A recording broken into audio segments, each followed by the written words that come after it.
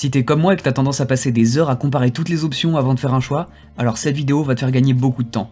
Je t'explique comment je m'y suis pris pour choisir une bonne appli pour mon système d'organisation et de prise de notes, je t'explique les erreurs à éviter à tout prix, mes critères de choix et quelques applis que je recommande. Trouver une bonne application de prise de notes, on pourrait dire que c'est un petit peu comme trouver l'amour. Et dans les deux cas, je pense qu'il faut commencer par déconstruire le mythe de l'âme sœur. Il n'y a pas une appli ni une personne parfaite qui t'attend cachée quelque part dans le monde. Il y a plein de personnes et plein d'applis avec lesquelles on est potentiellement compatible. Faut juste en trouver une parmi toutes celles qui pourraient être compatibles avec nous, et ensuite travailler pour que ça marche bien avec elles. Il y a littéralement des centaines d'applis et des milliards de personnes, chacune avec leurs petites différences, donc il n'y a pas d'appli parfaite, tout comme il n'y a pas d'âme sœur. Il te faut une appli qui soit globalement compatible avec ta façon de fonctionner, et puis il faut apprendre à t'en servir et petit à petit construire un système qui marche pour toi. Le deuxième parallèle qu'on peut faire avec trouver l'amour, c'est le coût du divorce.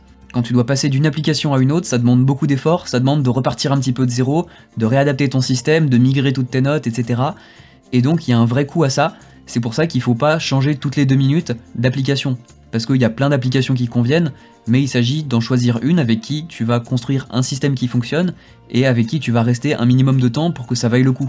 Donc tu peux essayer quelques applis et réfléchir un peu avant d'en choisir une pour de vrai, mais si tu passes ton temps à changer de l'une à l'autre, c'est pas une bonne idée.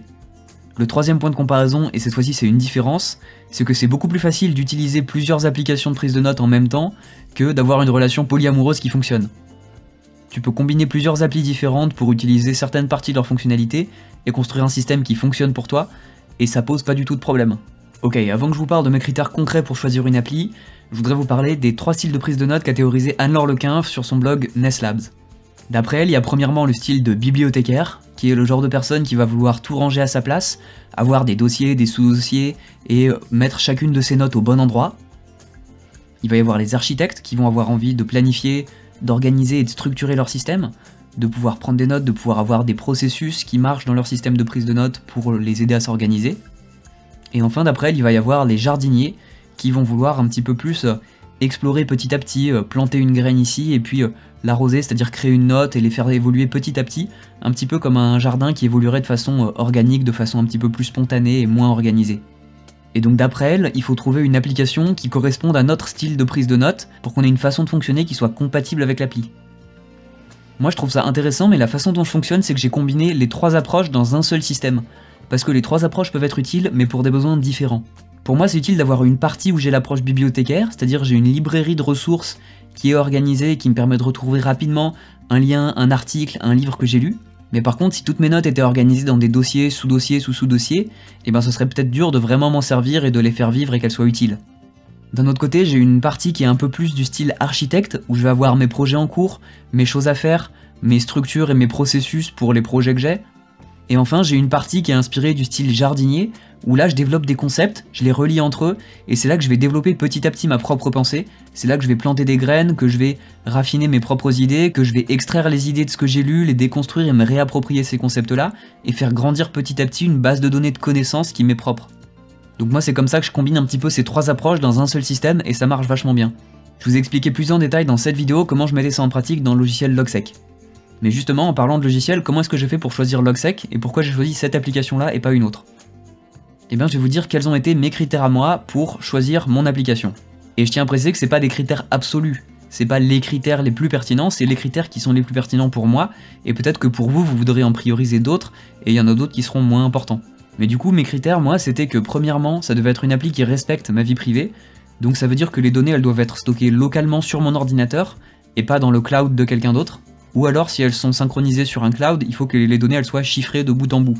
C'est-à-dire que la personne qui les héberge n'ait pas du tout accès au contenu des données. Donc ça élimine déjà pas mal d'options, mais c'est super important pour moi parce que dans cette appli, il va vraiment y avoir toute ma vie. Toutes mes notes, toutes mes idées, toutes mes relations, tous mes projets, donc c'est important que ça reste privé et sécurisé. Mon deuxième critère, c'est que les données elles soient stockées dans un format standard et qui me permettent de changer d'appli facilement si jamais j'en ai besoin. Ça veut dire que ce doit pas être un format qui est propriétaire, qui est spécifique à l'application que j'utilise, mais un format qui est interopérable.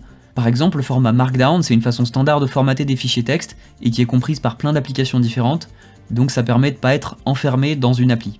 Troisièmement, c'est important pour moi que ce soit un logiciel libre. Un logiciel libre, c'est un logiciel qui garantit 4 libertés.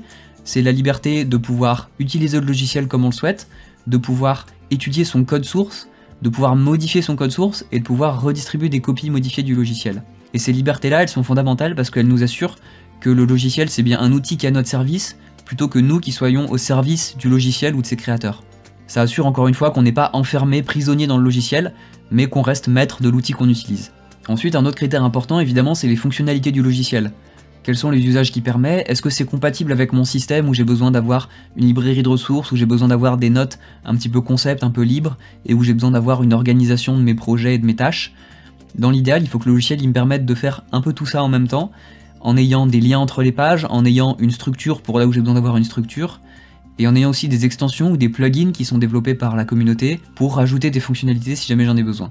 Une fonctionnalité en particulier qui est vachement importante pour moi, c'est celle des flashcards. Je vous en ai parlé dans cette vidéo, c'est un outil super puissant pour apprendre, et pour moi c'est non négociable, je dois pouvoir créer des flashcards depuis mon logiciel de prise de notes, depuis mon second cerveau. Ensuite, un autre critère, c'est la maturité du logiciel. Est-ce qu'il existe depuis un moment? Est-ce qu'il est fiable? Est-ce qu'il est sans bug? Est-ce qu'il est rapide? Est-ce qu'il fonctionne correctement, tout simplement? Ou est-ce que je vais devoir passer mon temps à le débugger ou à réparer le logiciel? Après, il y a aussi un critère de durabilité.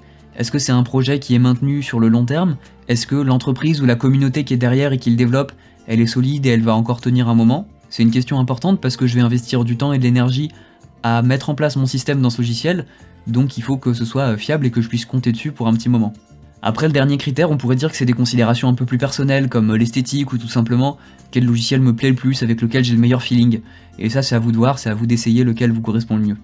Et maintenant qu'on a vu les critères que j'ai utilisés, voyons les options que j'ai considérées et entre lesquelles j'ai tranché. Une des premières options, et c'est peut-être celle que j'aurais aimé utiliser dans l'idéal, c'est Remnote. Ce que j'aime beaucoup chez Remnote, c'est leur fonctionnalité autour des flashcards, qui sont, je trouve, très bien conçues avec une bonne interface. On peut avoir des flashcards nativement dans l'application, il n'y a pas besoin d'une extension et c'est vraiment bien conçu. J'avais commencé à m'en servir un petit peu pour mes cours d'ingénieur à l'EPFL, mais j'ai arrêté et je voulais pas construire mon second cerveau là-dedans parce que le problème de Remnote, c'est que on peut pas avoir une synchronisation entre son téléphone et son ordinateur sans stocker les données dans leur cloud. Et pour moi, ça c'était hors de question. Je veux pas mettre toutes mes données dans le cloud de quelqu'un d'autre si c'est pas chiffré de bout en bout. Et étant donné que c'est pas le cas pour Remnote, j'ai dû abandonner cette option-là. Il y a une autre option qui est très populaire en ce moment pour prendre des notes et pour s'organiser, c'est Notion, qui permet à la fois de prendre des notes, mais aussi de créer des tableaux Kanban, de gérer des tâches à faire, de gérer des calendriers, et d'avoir pas mal de fonctionnalités comme ça, assez sympas pour créer des bases de données, avoir des fonctionnalités de tri de données, etc. Donc maintenant il y a pas mal d'autres logiciels qui ont ça, mais Notion, ça fait un moment qu'ils existent et ils sont assez populaires. Mais encore une fois, il n'y a pas d'option qui respecte ma vie privée et qui me permettent d'héberger mes propres données, donc c'est non, et puis c'est pas non plus open source, tout comme Remnote ne l'était pas. Donc pour Notion, j'ai aussi mis cette option-là de côté. Ensuite on a Obsidian, qui est pas celle que j'ai choisie mais qui d'après moi est un très bon choix, parce que c'est un logiciel qui est fiable, qui a une grande communauté, c'est malheureusement pas un logiciel libre mais il nous permet d'héberger nos données en local ou alors de les synchroniser avec un chiffrement de bout en bout, donc ça c'est vraiment un bon point, et il a vraiment toutes les fonctionnalités qu'on peut attendre, avec des moyens d'organiser ses notes, mais aussi des moyens d'avoir un espace moins structuré. On peut faire des liens entre les notes, on peut installer plein d'extensions pour avoir des flashcards et pour avoir plein d'autres fonctionnalités. On peut créer là aussi des calendriers, on peut créer des canevas infinis, des mind maps et plein d'autres choses. Donc c'est vraiment un bon outil. Après moi c'est pas celui que j'ai choisi, moi j'ai choisi Logsec, qui est du coup la prochaine option que je vous présente. Logsec c'est une application qui est un petit peu plus récente, donc un petit peu moins mature et un petit peu moins fiable qu'Obsidian, mais c'est celle que j'ai choisie parce que c'est un logiciel libre et parce qu'il y a quelques fonctionnalités que j'aimais un petit peu plus du côté de Logsec. Par exemple le fait que toutes les notes sont sous forme d'outline, c'est-à-dire de listes bullet points qu'on peut replier les unes sur les autres ou étendre. Alors on peut faire pareil dans Obsidian, mais comme je disais tout à l'heure, il y a aussi un facteur de quel est le logiciel qui m'a un peu plus plu, et j'ai un petit peu plus accroché avec Logsec qu'avec Obsidian, mais pour moi les deux sont des très bonnes options. Et enfin, je vais mentionner quelques autres options en vrac, mais qui peuvent être intéressantes si vous voulez creuser plus en détail. On a AnyType, qui est un logiciel qui est encore plus récent, mais qui a une approche très intéressante où ils mettent beaucoup en avant la vie privée et le fait que les données soient chiffrées. Donc c'est un petit peu comme un Notion, mais chiffré. Donc je vous invite à jeter un œil. AnyType c'est pas encore aussi mature que Logsec ou Obsidian par exemple, et ils ont pas encore des flashcards, mais ça peut être une bonne option en fonction de ce que vous recherchez, donc vous pouvez jeter un œil. Il y a aussi l'option d'utiliser Emacs, qui est un peu plus old school, mais qui est un logiciel très puissant pour éditer du texte, pour prendre des notes et pour s'organiser. Il y a notamment un mode qui s'appelle OrgMode dans Emacs, qui permet de gérer des tâches à faire, d'organiser des pages et de prendre des notes de façon très puissante. Il y a même un autre mode qui s'ajoute à OrgMode, et ça s'appelle OrgRoam, et qui permet d'avoir des fonctionnalités de lien entre les fichiers, comme des choses qu'on retrouve un petit peu dans Obsidian, et c'est très puissant, donc si vous voulez utiliser Emacs, c'est une très bonne option. Ensuite, il y a Roam Research, dont s'inspire justement OrgRoam, et ça ressemble pas mal à Logsec et Obsidian, mais peut-être avec moins de structure, mais plus de focalisation sur les liens entre les pages. Ensuite, il y a une autre option qui est assez récente mais qui semble être de plus en plus populaire, c'est Tana. Pour ça, je vous laisse regarder un petit peu le détail, je connais pas très bien mais ça a l'air intéressant. Bon, par contre, Tana et Roam, c'est des logiciels qui sont ni libres, ni open source, ni hébergeables localement, ni chiffrés de bout en bout. Donc c'est un inconvénient, mais vous pouvez regarder quand même si ça vous va. Après, évidemment, il y a des centaines d'applications qui existent, donc je te laisse faire tes propres recherches si tu veux creuser un peu plus. Mais avec ça, t'as l'essentiel pour faire un bon choix et pour construire un système qui te correspond. Donc fais quelques recherches, mais n'y passe pas toute la nuit. Passe à l'action et commence à changer ta vie. Il n'y a pas de système parfait, mieux vaut commencer petit. Et si tu veux voir le mien, je te montre juste ici.